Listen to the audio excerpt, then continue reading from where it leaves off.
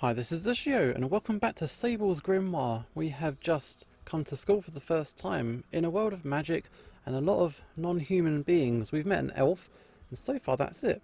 So we're going to go to entrance ceremony. So I return to the academy's entrance and proceed inside. There are fewer students around than when I entered before, and the hallways are eerily quiet as a result. Like myself, the only students still walking around are those heading toward the auditorium. Hey, where are you going? I'm not done talking to you. Except for one. How rude. Some people have no manners at all. I ought to grab him by the scruff of the neck and... Oh, here comes trouble. Don't make eye contact. Don't look. What? Oh, hey there. Damn it. Avert my gaze and keep walking. Would I be lying if I said this person's appearance didn't immediately make me curious? I don't have time to indulge myself right now. Hey, you there. Yeah, you. What's the rush? Come on, talk to me for a minute. What's the rush? I'm on my way to somewhere. Wait, internalizing that's not going to do any good. I need to tell it out loud. Sorry, can I get through? Opening ceremony? Opening ceremony? Oh right, that dumb thing. It's just a bunch of geezers and hags talking down to us, isn't it? Who would want to attend something like that? Ignoring her harsh words, I find myself staring at her horns on the head of the reptilian student standing in front of me. As I quickly glance at her wings and tail, sweat begins to pour down my face. But not out of fear or nervousness. If anything, it's fear of my own obsession. This person has caught my interest. Uh-oh. Are you a Drake? That's right. Draken the Drake, they call me. My father wanted to call me Drake, but my mother said that would be redundant. You're almost Drake the Drake? I know. Hilarious, right? But my parents compromised, so instead they called me Draken. Or at least, I think. That's the backstory Mama gave me. I know it was something along those lines. Anyway, forget about that. Doesn't matter. More importantly, do you like my wings? Confused by the seemingly random shifting of our conversation, I stare at Draken in surprise for a moment before responding. I mean, I do. Why do you ask? Well, you keep staring at them, so I figured you might. Do you want to touch them? You'll let me? Sure, go right ahead. Before I even realised it, my hands are reaching toward the stranger in front of me. I hesitate the moment before making contact, unsure if indulging myself like this is really appropriate or not. Noticing my restraint, Draken moves her wings forward, shortening the distance between us all on her own. In response to Draken's gesture, I finally swallow the last of my reservation and press my fingers against her wing. This is amazing. The skin's tough but squishy, and every part I touch is so smooth. Are there bones in here? Oh, not really. That part's mostly cartilage. I actually don't have as many bones as a human, you know. I won't be able to fly otherwise due to the weight. So you really can fly? Of course I can. They're not just for decoration, you know. Oh, but don't go asking me for a lift, okay? I'm not strong enough to carry somebody else when I fly around in this form. I see. How about this part? The webbing looks thin, but it's surprisingly strong. Function over form, my friend. Strong and light. Perfect for flying. They're a mongrel to clean though, and it's pretty painful when they get cut. Oh, so they're not just fleshless appendages used for transport. What? Of course not. It's part of my body. Damn. You think I don't have feelings or something? Oh, I'm sorry. I didn't mean to offend you. I'll just let my curiosity get the best of me. It's okay, I understand. Besides, I'm the one who approached you in the first place. You're the first person to actually talk to me since I got here. Really? Yeah, everyone who just sees me walks away or runs in the opposite direction. It's like, what do you think I'm gonna do? Eat you? Burn the village down? I mean, they might actually be right. It's not like I've ever eaten demi-humans before, and if I get hungry enough, I probably would take a bite out of them. But still, I'm trying to be on my best behaviour, you know. I haven't even set fire to anything all morning. The moment I begin to feel sorry for Draken, she gives me a good reason not to. While I don't doubt Leisha's advice not about judging demi-humans based on their appearance, in Draken's case, I would have been right. Oh well, who needs people like them? I'd much rather be talking to someone open-minded and understanding like you anyway. Mama told me that most humans are scum, but I knew you weren't all that bad. I mean, if you were, I never would have been born, you know. If humans were all bad, then Draken would have never been born. Draken's words repeat in my mind as an awkward question begins to surface. I want to ask Draken to elaborate, but at the same time, I'm wary of offending her by making any further assumptions. Be that as it may, my hesitation only lasts for a moment. Before I know it, my curiosity is won, and my mouth has begun to open. Don't do it. Just to be clear, Draken, your mother? Yep, 100%. And your father? 100% human. Unbelievable. A human and a dragon actually mated with each other and produced an offspring. If the proof wasn't standing right before my eyes at this moment, I wouldn't believe it. My eyes suddenly shoot wide open as Dragon's words bring to mind an old fairy tale I heard as a child. It's a lengthy tale in which a knight leaves his kingdom in order to slay an evil dragon. When the knight approaches the dragon's cave, however, he finds no such beast. Instead, what waits within is a beautiful woman. To cut a long story short, the dragon agrees to spare his kingdom if he stays with her, serving as the father to her children. Quite frankly, I always found it to be a bizarre story to tell a child, especially a human child living in a society so phobic of demi-humans. With the half-dragon now standing in front of me, however, I can't help but think that the tale might not be a work of fiction after all. Hello, you still with me? Wait, what's your name? I blink in surprise as Dragon draws closer to my face. Finally snapping back to reality, I take a step back and regain my composure. Oh, sorry about that, I got distracted. Anyway, my name's Sable, and just like your father, I'm 100% human. Sable, I like that name. It's short, easy to remember. So, do you have any other questions, Sable? Whatever you want to know, just ask. I'm an open book. Dragon smiles cheerfully as she makes a kind proposition. For someone like me, who's curious to a fault, her offer is a dream come true. I can ask whatever I want of this rare being, whose existence I would have doubted just an hour ago, and she'll gladly answer me. Unfortunately... Oh, I'm going to decline. Oh, why is that? Don't you want to know more about me? I'm not going to get offended, I promise. It's not that. I do want to ask, it's just, the opening ceremony has started without us. Dragon stares at me in confusion for a second, and then sighs with relief. Oh, is that all? You had me worried for a second there. I thought you didn't like me. If it's just a ceremony, don't worry about it. It'll be a drag anyway. That might be true, but we should still attend. Or if they tell us something important, we can just ask the other students that what we missed. Besides, it's not like they just dump all of the important stuff on us at once. Usually they have some kind of information day ahead of time, or spread it out during the week. That's how human schools work, right? That's true, but... I smile wryly as I come to understand a little bit more about this girl called Draken. You didn't get the letter either, did you? What letter? Nobody's done enough to deliver letters to Mama's cave. They see the human skeletons outside and then they run for the hills.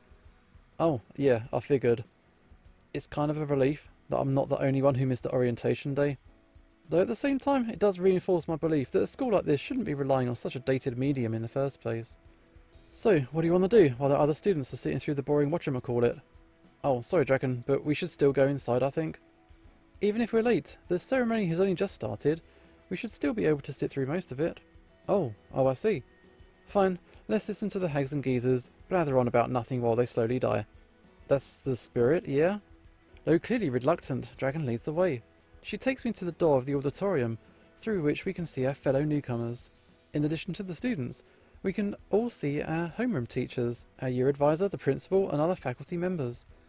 Our grade is fairly small compared to previous years. Without even turning my head, I can see the rest of the newcomers, not even 200 of us. And Nekomata, Lamia, Pixie... Boy, the entire room is filled with all sorts of demi-humans. Nobody as surprising as Dragon, but still an impressive sight. I can't wait to see them all up close. Kachik? What? What's this? Change your mind? No, it's not that, but... What's that noise? We've been locked out! I stare at the door handle in disbelief.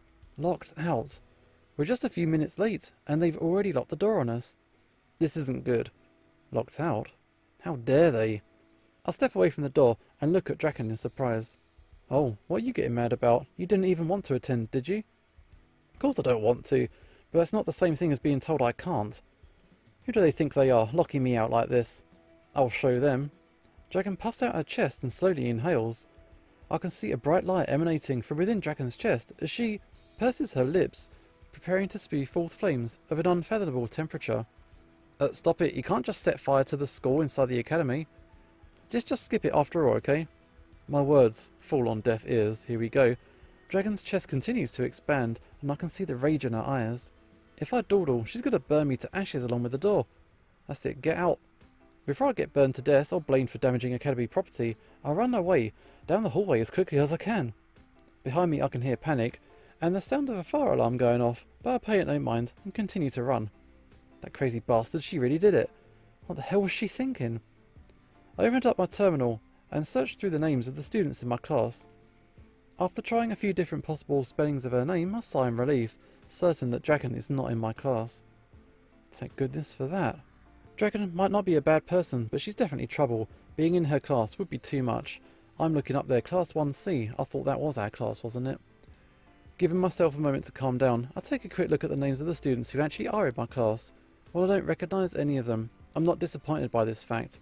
After all, the only people I know at this school are the few who I met earlier today. It would be a bigger surprise if one of them was in my class. Wait a second, I might have spoken too soon. Shaha? Shia?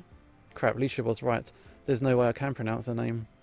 Just as I'm dismissing my terminal, one name catches my eye. Although I don't have any proof that the girl with the difficult to pronounce name in my class is Leisha, I'm fairly confident in my guess. Okay, it's better than entering the class without knowing anybody, I suppose. With my terminal no longer visible, I decide to take a better look at my surroundings. While running, I paid little attention to my destination. I just wanted to get away from Dragon before I got caught up in her mess. But now that I'm taking a good look around, it's pretty clear where I wound up. The cafeteria. Come to think of it, Ray said she was going to eat here earlier. I wonder if she had any luck getting served. I take a quick look around the cafeteria. Despite the fact that this is an academy devoted to the study of magic, there doesn't appear to be any difference in the decor or in the atmosphere. It seems that eateries are the same no matter where you go. How disappointing. I was hoping to at least see serving dishes made out of mithril or holographic projections of each dish. Maybe the kitchen is where the magic happens. I may not particularly be good at using magic to cook, but it's a fairly common practice. Incendiary spells used to heat ingredients, also created out of thin air, an artificial breeze to cool off dishes, displacement spells to rotate hot masses of meat, or to move ingredients and dishes without ever touching them. Suffice to say, mixing the arts and magic and cooking has yielded very intriguing and worthwhile results. When using magic, cooking becomes faster, easier and cheaper. It's also much less troublesome when it comes time to clean up afterwards. Best of all, it provides students with a straightforward means by which to practice their spellcasting, and it offers immediate tangible results. For students at any magic academy, using magic to assist with the process of cooking is a no-brainer. Perhaps it's time for me to learn how to cook as well. Now that I don't have my parents around to feed me, it's bound to be a useful talent. Or I could just visit the cafeteria. That has to be easier than travelling to the city and buying a bunch of ingredients for personal consumption, never mind actually cooking them. Shrugging off my new responsibilities as soon as they come to my head, I walk closer to the counter to look at the menu, curious to see what the cafeteria catering for different species might contain. At a glance, most of the dishes don't seem to be anything special. Salads, sandwiches, noodles, the usual stuff you'd see at any cafeteria. Toward the bottom of the menu, however, live frogs, gnats, platypus eggs, holy water, unholy water, white rhinoceros meat. They have white rhino meat. How did I miss that? Sharing my surprise, Ray suddenly appears beside me. How's it going? It's been a while. What are you doing here? You're supposed to be at the auditorium. Don't tell me you've been eating the whole time. How rude. I did go, just like I was supposed to. But the door was locked, so I came back. Oh, I see. Me too, actually. By the time I arrived, they'd already started. Oh well, I guess it just wasn't meant to be. More importantly, come over here. I'm going to show you something. Show me something? In the cafe? Given our current location, the first thing that comes to mind is obviously food. Considering all of the peculiar dishes being sold here, I wouldn't be surprised to find that she's ordered something unspeakable or whipped up something of her own.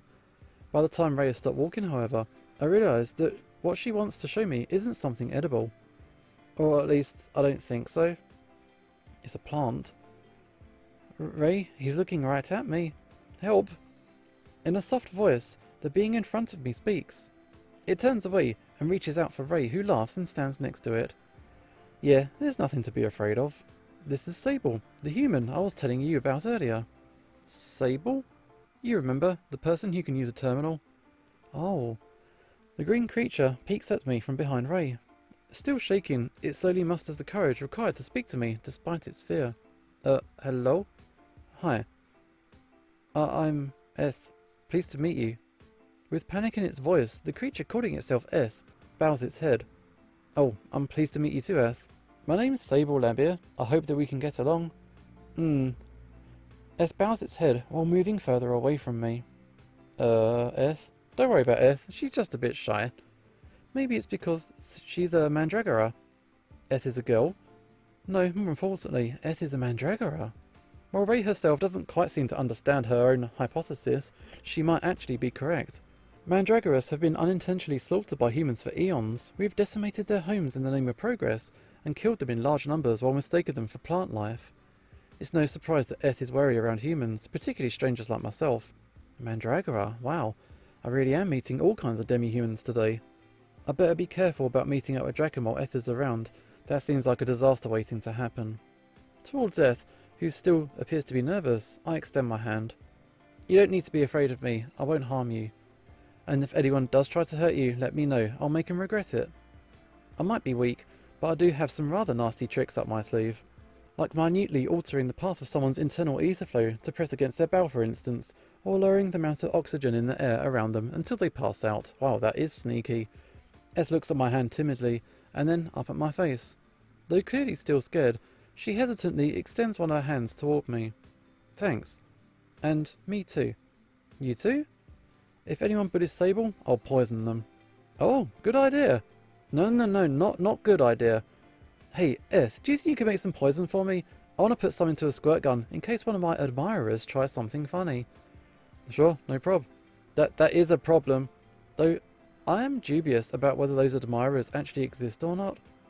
This is our first day on campus. There's no way you could have an admirer already. That's not true. A hot guy was totally hitting on me earlier. Was he? Seriously, wow.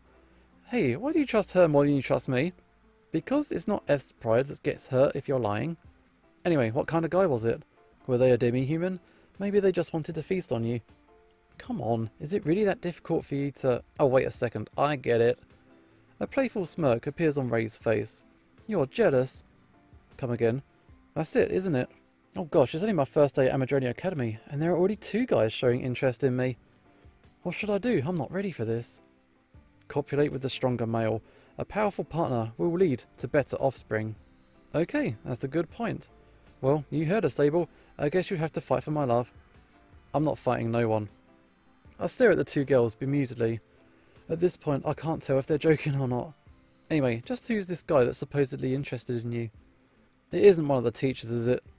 Of course not. Don't even joke about that. The boy's the same age as us. He's blonde, human, and totally good looking. Really? That's kind of disappointing. Couldn't you have dreamed up someone more interesting? I didn't dream him up. He's definitely real. Oh, but maybe he isn't? Come on, Ray. I'm not sure, okay? I mean, I definitely spoke to him, but it's kind of like it wasn't really him, you know? No, I've got no idea what you're talking about. Ray, did you inhale the spores on my back? I didn't inhale nothing. Are you sure? Wait, what was that about spores? I think back over what little I know about Mandragoras. Although I'm admittedly no expert, I don't recall anything about hallucinogenic spores being found on Mandragoras. Was Eth making a joke? Or is this something Mandragoras keep to themselves in order to avoid being hunted by a different reason? Wow, you two, is it really so hard to believe that a hot guy would hit on me? On your first day? In the cafeteria? Well, yeah, I'm afraid it does seem rather implausible. Besides, Ray, even if you aren't sure he exists, how are we supposed to believe in him? I mean, yeah, you got a point. Maybe I should confirm that he exists first? Ray goes silent for a moment as she contemplates her next course of action. After a few moments, Ray nods once and then allows a wide smile to spread across her face. Okay, let's go to the opening ceremony and prove that I'm not crazy. Door's locked, remember? I'll figure something out. Ignoring my advice, Ray storms off, heading toward the auditorium. Okay, what do you think? Should we go? I mean, I'll go if you carry me. You want me to carry you? I cast a glance towards Eth's legs. Honestly, I'm not sure what to make of what I see. They're clearly unlike human legs, but she has moved in my presence, so it's not as though she can't walk. Is it difficult for her to move in those trunks? Sable, carry me? Okay. But just so you know, I'm not particularly strong, okay? Yeah, I figured. Cheeky, wow. What happened to the human-fearing girl I met just a second ago? She's warmed up really quick. Carrying Eth bridal style, I very slowly make my way back to the hallway leading to the auditorium. Eth is surprisingly heavy. While carrying her, the best I'm able to do is shuffle my feet. As such, we progress at a speed undoubtedly slower than we would if she simply walked by herself. Okay, maybe I should use some muscle reinforcement magic. I was too scared of the side effects to spend much time practicing it, but right now it really would have come in handy. Muscle reinforcement magic. A group of spells focused on using ether to artificially engorge and strengthen a person's body. The use of such magic is obvious. It makes a person, even a weakling such as myself, exponentially more powerful. Despite my body structure, I could easily lift a car with one hand while using muscle reinforcement magic, and for someone who's already strong, the effect would be many times greater. The only problem with this very practical, useful field of magic is that it risks damaging the user's body. While the user's muscles are enhanced, they typically focus on only a single group of muscles, and they don't reinforce their bones at all. In other words, only one part of the body is enhanced, leaving the rest completely vulnerable. If the user goes too far, or uses such magic too often, they're likely to break their own bones and to strain the muscles that aren't being enhanced. It is possible to use muscle reinforcement magic safely, but considering the risks involved, I never spent much time studying it. Even if it's safe enough in small doses, I'd rather not put my own body on the line. Sable, we're here. Put me down. Oh, okay, sorry. Putting myself out of my own thoughts, I put Eth down in front of the door, leading to the auditorium. Eth shuffles up to the door and peers inside, stands next to Ray, who is still scanning the students within, looking for her alleged suitor. Unlike the two of them, I have little interest in what's going on inside. While they're inspecting the students, my eyes remain fixed on the door itself, and the lack of destruction surrounding it. Wow, they've repaired the door already. As expected of an elite academy like this, I suppose, all of the teachers are probably well versed in restoration magic. While most people believe restoration magic to be synonymous with healing magic, they're sorely mistaken. Healing magic involves speeding up the natural healing process of a person's body. You increase their white blood cell count, ease their blood flow, and perform other temporary modifications to the recipient's body. Magic is used to expedite the healing process, but it's ultimately the recipient's body which does the work. Restoration magic, on the other hand, literally turns back time for an object. It returns something to the state it was in at an earlier point in time, exactly as it once was. Despite the seemingly endless possibilities that restoration magic appears to possess, however, it's far from all-powerful. There are strict limitations on what can be reverted, and from how long ago. The fact that this door and its surroundings were mended perfectly means that teachers must have repaired it very quickly, and the dragon didn't completely incinerate it. Okay, I don't see him. Maybe he's in a grade above us? Ray moves away from the door as she fails to locate her suitor. Either that, or you really did make him up. Oh man, you might be right. Or he's been locked out too. Yeah. That's it, stupid Sable, of course that's it. You think that yet another person missed the ceremony? Well, we all did. Yeah, stupid Sable. I suppressed my urge to slap her. So whatever. Until you show me concrete evidence, I'm going to go with the theory that the person's make-believe. Did you at least get his name? I think it was Hal. Hal? I stare at Ray skeptically. Yeah, that's it, definitely. Probably. Definitely, probably. Probably. Definitely not. Anyway, enough of this. Are we going to try and get inside or not?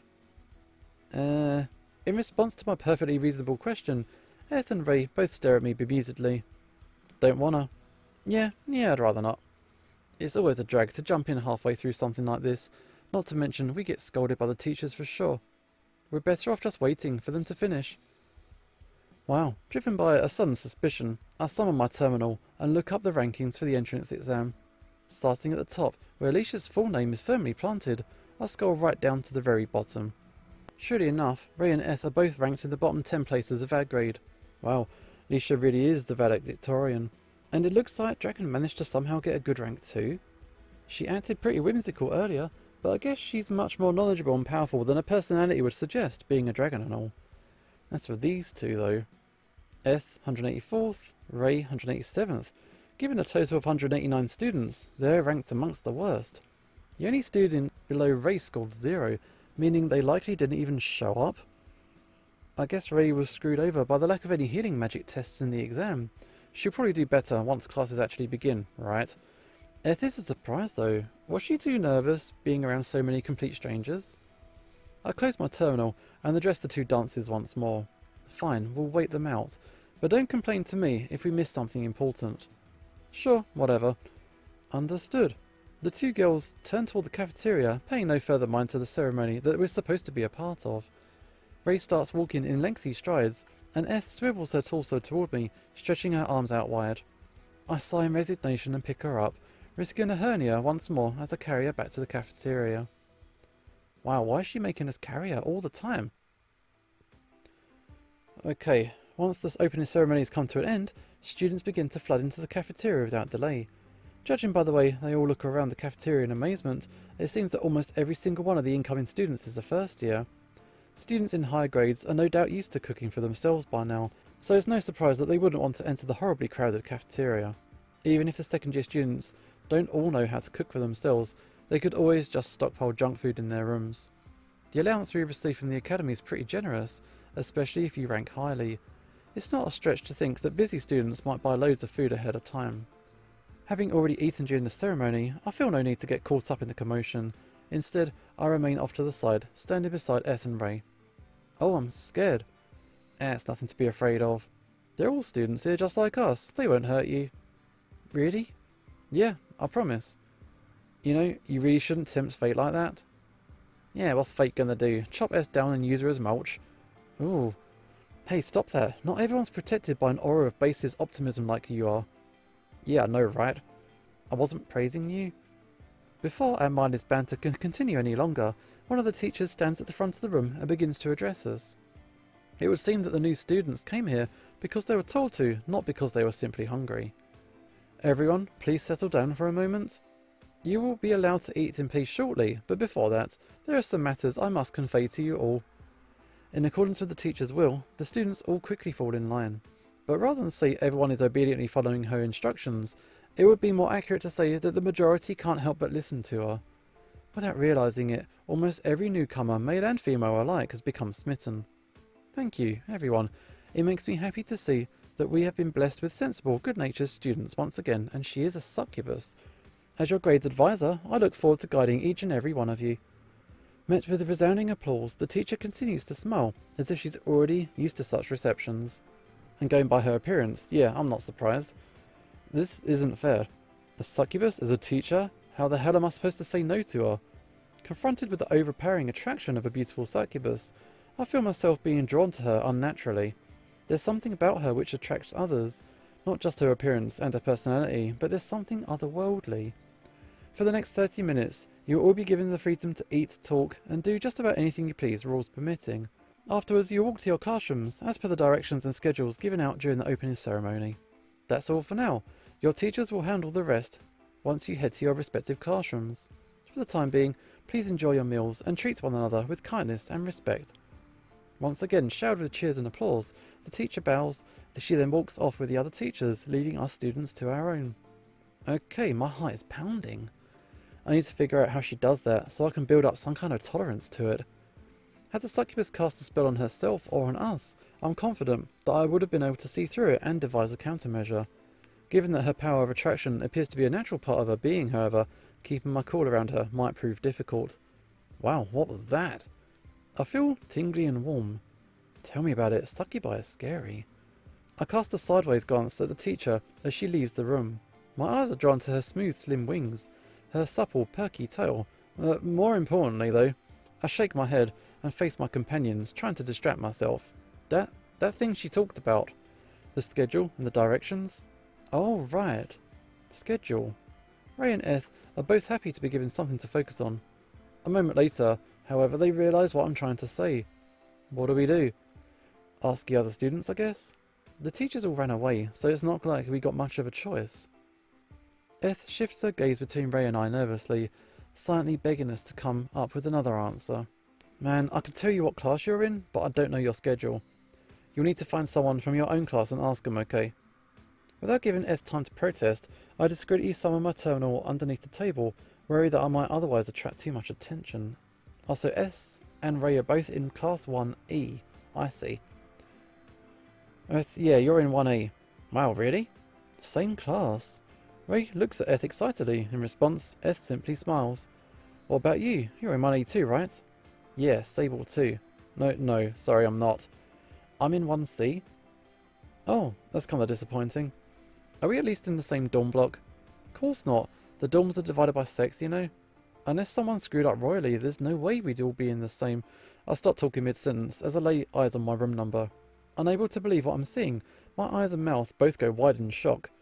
Contrary to regulations, it seems as though I've been given a room right in the middle of the girls' dorm. Of course you have. This has to be a mistake. Wow, your room's right next to mine. Lucky. I ignore Ray's enthusiastic remark and double-check my room number. I check again and again using different maps and different sources. No matter how many times I check, however, the reality of the situation doesn't change. No, how? Maybe they ran out of rooms? Or maybe they thought you were a girl. Sable's a girl's name, right? It's unisex? Anyway, this is clearly a mistake. I need to get this sorted. Oh, why? Don't you want a room right next to mine? Not if it means having weird rumours spread about me, no. I dismiss the map of the dorm blocks and instead bring up the details of our grades advisor. Let's have a look. Eris Monty. Her control is higher. And her recovery is higher. Spirit is low. Okay, so we had a little bit of a look. Looking up her profile, it seems the succubus who addressed us all earlier is not only our grades advisor, but also my class's teacher. Eris Monty. Well, Miss Monty, you have some explaining to do. Without delay, I begin formulating a message to send to my year advisor. Miss Monty, my name is Sable. I'm a male first-year student. It seems that I've been given a room in the female dormitory by mistake. Please have this oversight rectified as soon as possible. I send the message to Eris and breathe a sigh of relief. Miss Monty seems like a straight-laced, diligent person, really. Now that I've explained the situation to her, I'm sure she'll... Oh, reply. I look down at my terminal as a message comes through. A reply okay. Yeah, she must really be diligent. Good morning, Mr. Labir. This is Eris Monty, your grades advisor. I must say, I'm surprised that a first-year student is capable of using a terminal, especially one ranked as poorly as yourself. Wow, talk about unnecessary commentary. I thought that being the advisor for first years would be a piece of cake, since none of them can bother me out of the blue like this. But I guess a little bit of peace was too much to hope for, right? I felt sweat drip down my forehead as my initial impression of Eris is destroyed one line of text at a time.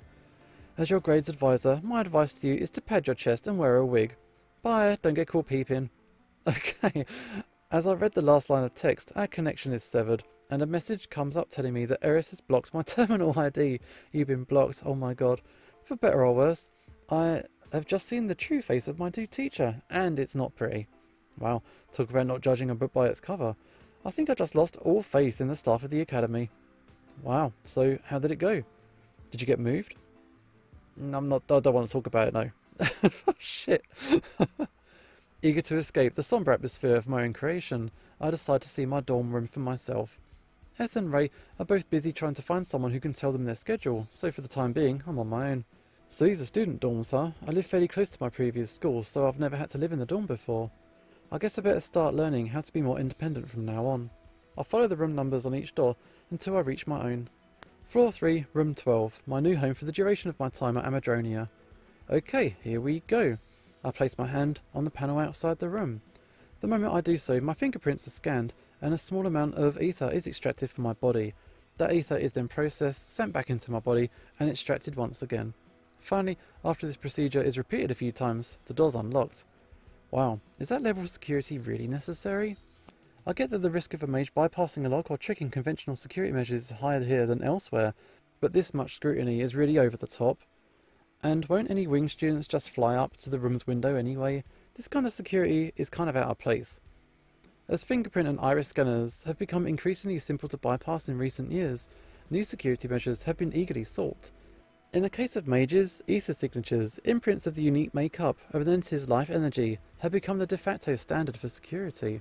Unfortunately, like most worthwhile security measures, the process is neither quick nor convenient. Okay, maybe the scanners are here for privacy reasons rather than security? These scanners are overkill when it comes to keeping outsiders away, but if the ones infiltrating these rooms are Magic Academy students, then this level of security is necessary to keep them out. It might be over the top, but when you're dealing with students who can incinerate ordinary doors in a single breath, standard security measures just won't cut it. Okay, we are into our room, and we're going to keep exploring and meeting new characters in the next episode. This is Usho signing off, and hopefully I will see you next time.